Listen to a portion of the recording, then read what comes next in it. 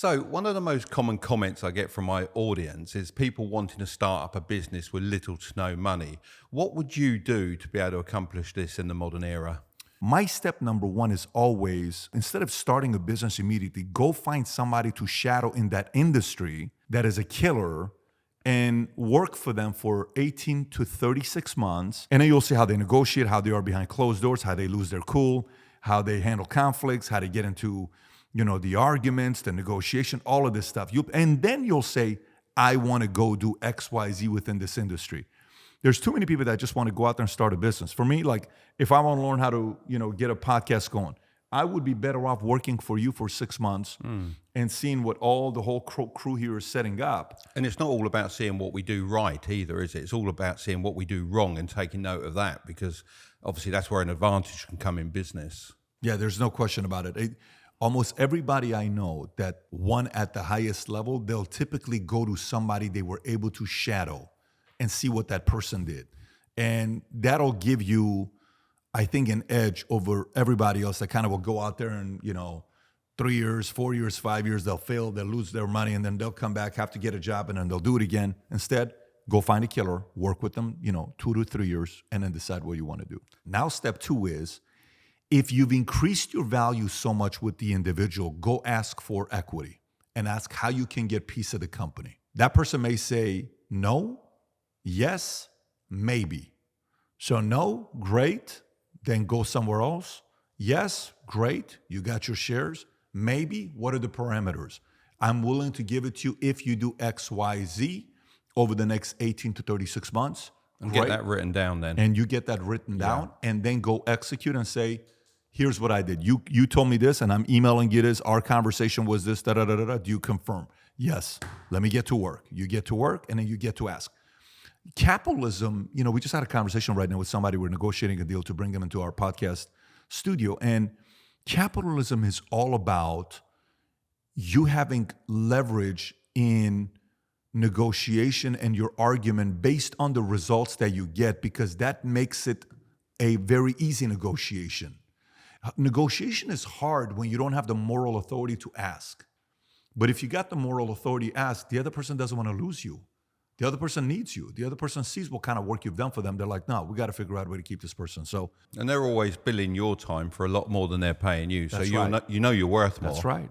That's right. So bring the value, then make the ask. Then if they push back, deliver on what they're doing. Step 3 is how big you think at this point. Step 3 for me is, at what scale do you want to go? Are you going because you see yourself as a right-hand guy?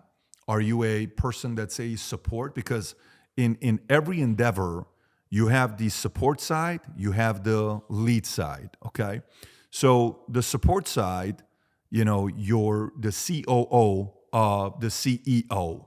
You're the chief sales officer of the CEO founder. You're the CFO. You're the director of marketing. You're the CMO, whatever role that is. Or you're their top salesperson. You're doing biz dev.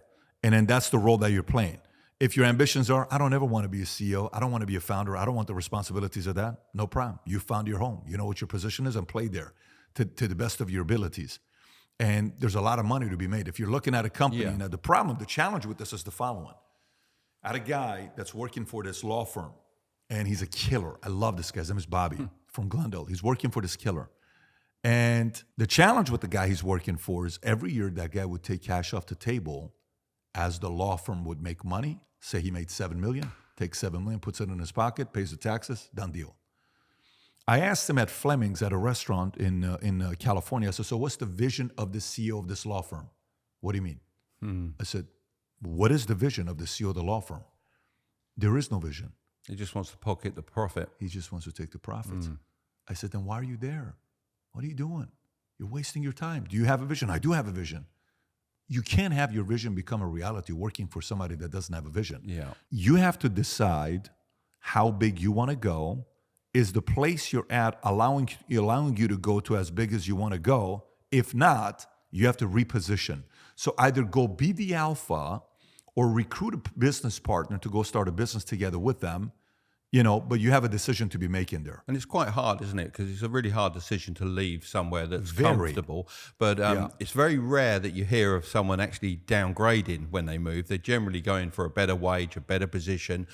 Very rare that it's the other way. Right. Should aspiring entrepreneurs follow their passion or follow the money? I think, again, it's sequencing. And here's what I mean by it. For example, for me, passion. I love baseball cards. Love baseball cards. You've done quite well on a hockey card, I believe, in your past. Yes. I love baseball cards. I bought a Wayne Gretzky card for $540, 2 cards, and I sold it 18 months later for $2.2 million. It's amazing, isn't it? I probably own millions of dollars of cards today, and I'm in love with it. And I love movies.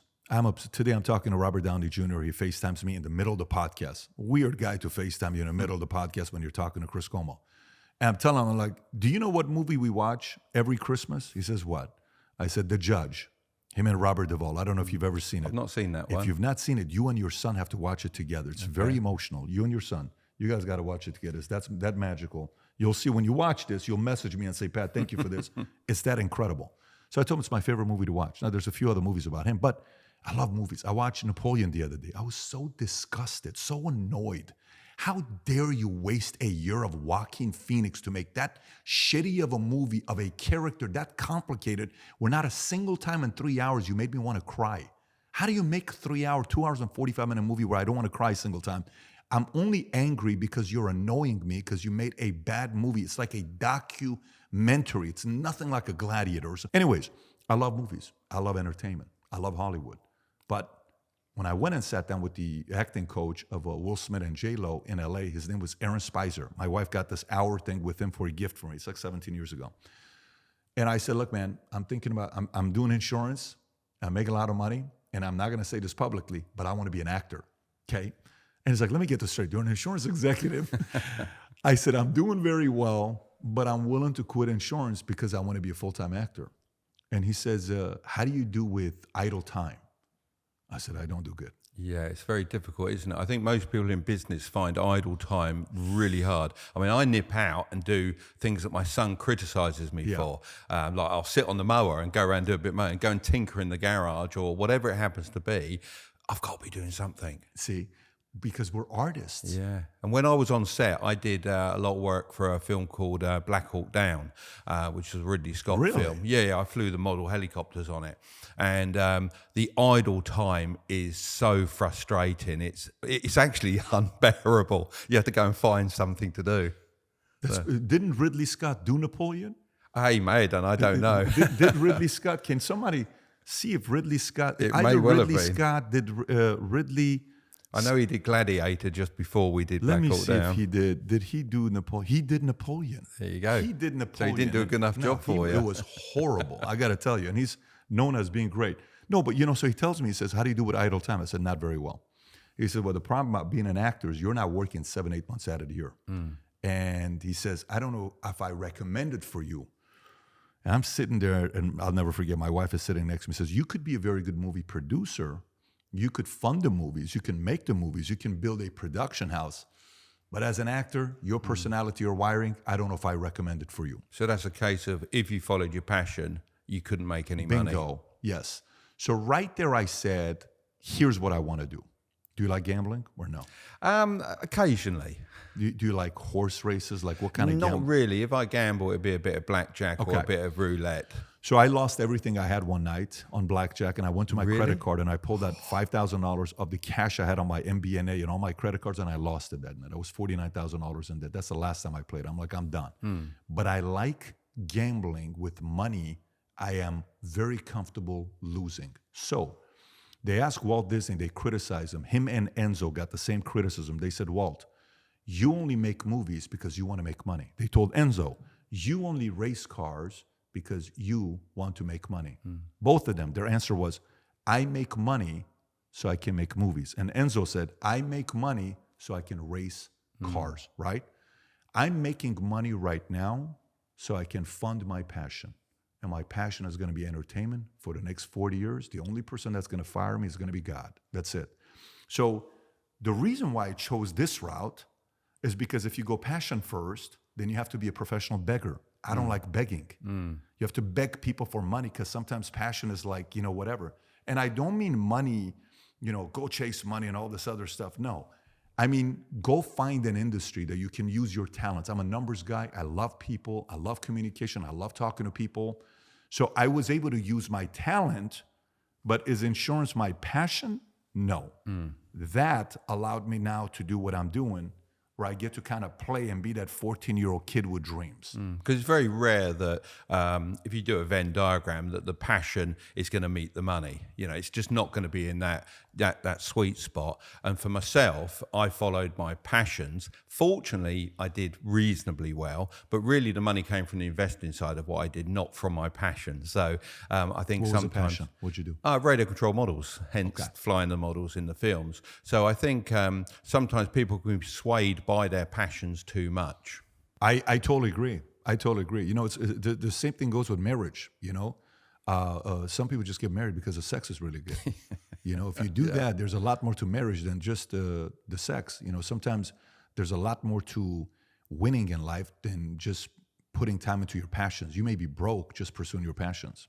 What are some universal skills youngsters can focus on before starting a business? The main one for me is going to be people skills. Yesterday, we're having this conversation with 12 of my guys of who to lock onto. Like let's just say you have 10 sales guys. Who do you work with, right? I brought a guy named Billy Bean. You ever seen the movie Moneyball with Brad Pitt? Yes. Phenomenal movie. He's the only guy, the real life guy. I brought him 3 times to speak. And he's the only guy that doesn't let me have the camera on. Mm-hmm. I interviewed him 3 times, no camera. But I love what he talks about. So he says, based on data, like, who should you work with when you recruit baseball players? I'm asking him. Is it the talent? Is it how healthy they are? Is it their upbringing? Is it what the coach will say about them? Is it their work ethic? What is it that you're looking at, right? Locking onto someone that gives you the highest chances of winning, your attitude is the number one thing that's going to forgive you. If you have a great attitude, you're going to be okay in life because you're going to be forgiven, okay, if you got a great attitude. People will be willing to work with you because your attitude's solid. Yeah. 2 is somebody that knows how to deal with people, human nature, conversation, having tough conversations, challenging somebody but doing it in a subtle way, like, just a spoonful of sugar makes the medicine go down type of a thing where you know how to do that. Character, if you say you're going to do something, go ahead and do it. That's something that's very important. And we added a couple other things to it. But for me, if you learn human nature and you put a lot of time into studying conflict resolution, there's a lot of people that avoid conflict. There's a lot of people that fight it. There's a lot of people that the whole concept of fight, flight, freeze, a lot of people are part of the flight camp. They run away from conflict. But if you the only reason somebody's afraid of conflict is because they don't know how to handle it.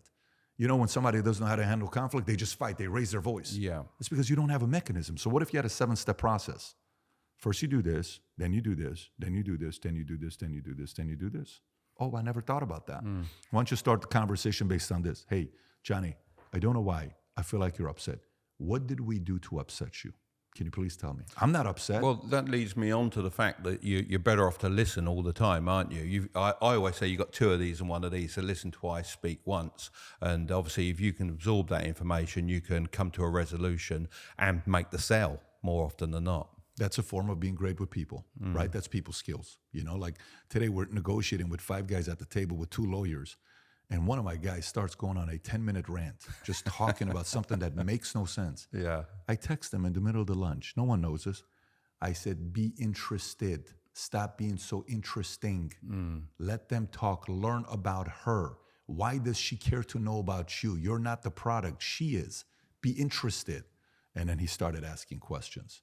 And then she spoke 80% of the time. If you're speaking 80% of the time in the sales process, you ain't making the sale. How much importance do you place on a personal brand on social media nowadays? And is your personal brand your biggest current asset? I think today it's very important. Back in the 80s, when Steve Jobs wanted to make an announcement about Apple, he would call Playboy magazine's editor-in-chief, and he knew his audience were people that were thinking different and rebels and rule breakers and all this stuff. And he would say, I want you to interview me. We're about to make a massive launch. I want you to talk to me about it. Boom. They would come.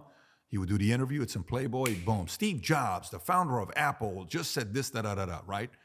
So branding's been around for a very long time. Today, It's the great equalizer. What does that mean? A smaller brand can compete with anybody today. A Mr. Beast is use social media. How many subscribers does he have today? 350 million? I don't know what the number is. It's just insane. My son watches documentary on Sunday, and it's amazing to see what he's done. Branding, storytelling, making sure the audience knows who you are. There are so many creative ways to build a brand today, and all it does is it accelerates. When we first started the insurance company, in the insurance industry, they joined the company because of my name, okay?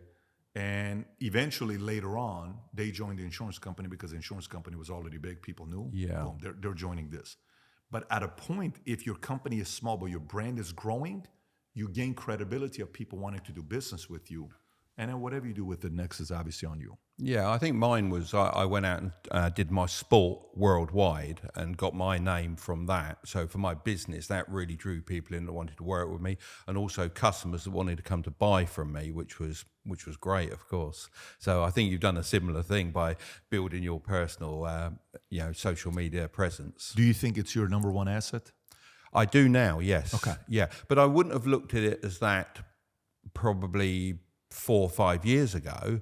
But I think the way the world has gone, I think if you haven't got a personal brand, you're lagging behind. And it's something you can do for a relatively small amount of money as well.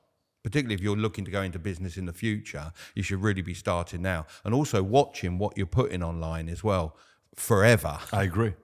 Because it is there forever, Yeah, whether it's deleted totally or not. Someone's going to find it. I agree. I totally agree. How can aspiring entrepreneurs effectively network when really they've not got a lot to offer? Because it's a value exchange at the end of the day, isn't it, networking? Right. To me, when I was 22 years old, I met this man named Eli. I have nothing to offer this guy, zero. Eli was a very successful hairstylist for Tina Turner, Michael Jackson, this type of very flamboyant guy, and girls loved him, and beautiful nails and perfect hair and ponytail. Just visualize a guy that would walk into a room and light the place up. So I'm like, man, I want to figure out a way to work with this guy and do business with this guy. I got nothing to give him. Literally have nothing to give him. So I started learning about him. I realized one of his sons has been in jail for 7 years because he either killed somebody or almost killed somebody, and he was a black belt. He threw somebody off the fort. I don't know what it was. He almost, it was a bad situation for this guy. And no one wanted to go visit his son because they feared that his son was a killer, murderer. Right. And he was devastated. Big falling out in the family, nothing. I said, that keeps you up at night? He says, yes. I said, Eli, what if I go visit him? He says, you want to go visit him? I said, what if I go visit him? You wouldn't go visit him. I'd go visit him. The background check takes 30 days. No problem. The next day I called the jail, U.S. Men's Colony in Mora Bay, and they put me on the background check. 30 days later, I'm approved. I go to the jail. I walk through. They open the gates. I go in. I see him. We sat down, and we spent 5-6 hours together. 2 months ago, he texts me. He says, by the way, do you have that picture by any chance? I texted him the picture to show him the fact that when we were in jail together, because I've told this story before. Eli then turns around. Eli's a multimillionaire. Eli turns around, opens his Rolodex. He says, how can I help you? I said, man, I just started as an insurance agent. He says, here's 600 numbers of people I know. Call them and use my name. Boom. Amazing. One of the phone calls made me at this point $40-50 million. One of the calls that I made after the 600. So I gave my time to the family, to kids, to whatever way I can serve you, to high identity people, and then eventually good things came back. How about if people want to blag their way or fake it till they make it? What do you feel about that? Listen, you can get away with it. No problem. Fake it till you make it is a model. Because I don't like that term, to be honest. By the way, they can do that all they want, but eventually you're going to know. You'll be exposed, especially in today's market. Today's market is brutal. Be as fake as you want. Guess what? The market's going to expose you. Eventually, you're going to have to prove yourself. Like, for example, the concept of future truth. I love the concept of future truth. So what is a future truth? It's a current lie, but it's a future truth. Yeah. What does that mean? One day I'm going to be a millionaire. You're lying today because no one knows whether you're going to be a millionaire, but one day you are. So it's a future truth, right? You're not a millionaire today. One day we're going to build a $100 million company. One day we're going to build $1 billion company. I'm going to be one of the best advisors at Morgan Stanley Deanwood or Merrill Lynch or JP Morgan Chase. You don't know that. Okay. If you declare that when you're smaller, so people take you seriously, guess what? You better make progress towards that. You better make progress towards that. If you don't, boom, you're out. For example, I used to go to clients and I would say this, hey, Bob, Mary, I'm planning on being in this business for 20 years, so we're probably going to have a relationship together for 20 years. And the relationship I want to have with my clients are the following way. Boom, boom, boom, boom, boom. I want it to be this, da, da, da, da, da. Does that match your expectation of what you would want from me? Yes, great. Based on that, here's what I would recommend us doing next, da, da, da, da, da. So now what if I say I'm going to be in business for 20 years, but I quit 6 months later because insurance got hard and I went to real estate? Well, then now you're lying to the client. So next time you go to the client and you're like, well, I'm selling real estate now. They're like, you just told us last time you're planning on being in this thing for 20 years. The market is very, very brutal. When you make commitments, you don't keep. So what I take from that is if you're going to fake it till you make it, you better have a plan of how you're going to make it. There's no question about it. You can talk dirty to a girl as much as you want, but you better deliver. Do you believe in having an exit plan the day you start the business? No, not the day you start the business. I like to hear that. Not the day you start the business, because for me, like when I first started doing, financial services, I was like, man, I love this. I love doing this. Very hard. It's not easy. It's very, very hard to sell insurance, find clients, all this other stuff you got to do. But I fell in love with it. And then there's this saying that says sometimes on a way to a dream, you get lost and find a bigger one, right? So as I'm going through this, my thought is I'm broke. My parents got a divorce. My dad's working at a discount store, 99-cent store. I just want to make money to retire my dad, travel with them, get the magical words from my mom and my dad. I'm proud of you. I'm proud of you. That's what I want. It happened. Then I'm like, wait a minute. What's going on here? It can't just be about money. It's easy. I'm in America. We believe in capitalism. Okay. I want something more. I want a vision. I want a mission. So then I bring my 5 advisors in that I respected. These are all grown men at the time. I'm 28 years old. They're all in their 60s and 50s. And I said, I want to identify my cause. I want to figure out something big I want to do with my life that's going to energize me in ways that money is not, because money's boring. You'll eventually slow down for money. So I had this meeting with them, and they gave me insight. I was thinking about being a pastor at the time. For me, because I'm spending time with, I went from being an atheist 25 years to all of a sudden my life flipped. And I'm like, is this, and my pastor said, no, that's not for you, because you can do a lot of good with being a businessman, no problem. This person gave me different feedback. That person gave me different feedback. Then I said, okay, now we're starting an insurance company, our own. And here's what the vision is. We're going to have 500,000 licensed agents, and we're going to do X, Y, Z. Then a couple years later, I said, I'm going to go 20 years in the insurance industry. I got started in the financial industry day before 9/11, 2001. So 9/10/2001. I sold the company on June 30th of 2022. So exactly 20 years and 9 months later, we grew our insurance agency from 66 agents in one office to 45,000 agents. And we just sold it for a few $100 million a year ago. We were 83% owners. Most of it was cash. So there was something you look forward to, but not on day one. What do you think about starting a business with a partner? Because obviously sometimes that can be absolutely fantastic, and other times it can sink the ship. Yeah. It's very tough because are you a fan of prenuptial agreements? We can't have those in the UK. Really? Yeah, it's not a thing. I couldn't be married in UK then, if that's the case. Well, this is what a lot of people in America say. It's quite a tricky situation. But I think the thing with partners is I always, because I've always been in business on my own. What happens in UK if you get a divorce though? Does she get half your stuff? Just say bye. But does your wife get half your money? Of course, yeah. You see, and probably that's more risky. with the lawyers involved. That's risky though. So to me, I am all about putting a nuptial agreement up front because it eliminates future arguments. Both sides know where we stand and what we're doing. So when you're doing a business partnership with somebody, you know the fight is going to come up. And you're not going to know if the other person's going to slow down anytime soon. How do you know that? You don't know that. know. You have no idea how it's going to slow. What if that guy goes through a divorce? What if that guy picks up a drinking habit? What if that guy becomes an alcoholic? What if that guy becomes a drug addict? What if that guy goes through depression for 2 years and now you're doing all the work? All of that needs to be written out. Ideally, I am not a fan of it, just so you know. Ideally, one person needs to be the shot caller in the group. And if you have that, it's going to be a lot smoother than 3 partners, 33, 33, 33. Yeah, someone's always got to be on 50 Someone's- point something Exactly, percent because exactly. you need a final say. I And agree. within my businesses agree. now, that's how we're Yes. doing it. Oh, Now, that's you've how got- you do it? Yeah. Okay. Now you got a book there as well. Yeah, so, magic. It do you just want to tell appeared the out of guys about nowhere. that, Patrick? Yes, so I got a book coming out December 5th called Choose Your Enemies Wisely. That's a good title. Business planning for the audacious few. There's 12 building blocks I talk about in this book for business planning. I think too many times over the last 20-something years, I've done business plans with a lot of different people. And I've had people that are great at writing a logical plan, but there's zero emotion to it. And I have people that write a very emotional plan, but there's no logic to it. You need both. There's 12 building blocks, 6 logic, 6 emotion.